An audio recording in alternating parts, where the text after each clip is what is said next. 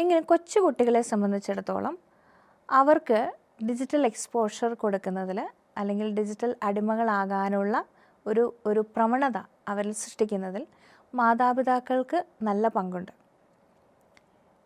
ഒരു കൊച്ചുകുട്ടിയെ ആ കുഞ്ഞിനെ ഡിസ്ട്രാക്റ്റ് ചെയ്യാൻ വേണ്ടിയിട്ടായിരിക്കാം ചിലപ്പോൾ കുഞ്ഞൊരു ടാൻട്രം കാണിക്കുമ്പം അല്ലെങ്കിൽ ഇമോഷണലി വളരെ ആപ്സെറ്റായിട്ടിരിക്കുമ്പോൾ കരയുന്നു അല്ലെങ്കിൽ വാശി കാണിക്കുന്നു. അപ്പോൾ ഈ സമയത്തൊക്കെ എളുപ്പത്തിൽ കുഞ്ഞിനെ ഡിസ്ട്രാക്റ്റ് ചെയ്യാൻ വേണ്ടി അല്ലെങ്കിൽ അപ്പോഴത്തെ ഒരു ഇമോഷണൽ ഡിസ്ട്രെസ്സിൽ നിന്ന് പുറത്തു കൊണ്ടുവരാൻ വേണ്ടി മാതാപിതാക്കൾ എളുപ്പത്തിന് ചെയ്യുന്ന ഒരു കാര്യമാണ് അവരുടെ കയ്യിലൊരു ഗാഡ്ജറ്റ് കൊടുക്കുക, അല്ലെങ്കിൽ ഒരു കാർട്ടൂൺ വെച്ച് കൊടുക്കുക, യൂട്യൂബ് ഓപ്പൺ ചെയ്ത് കൊടുക്കുക, ഇങ്ങനെയുള്ള കാര്യങ്ങൾ. ഇതിലൂടെ അറിയാതെയാണെങ്കിലും മാതാപിതാക്കൾ കുഞ്ഞുങ്ങൾക്ക് പകർന്നു കൊടുക്കുന്ന ഒരു ലേണിംഗ് ഉണ്ട്.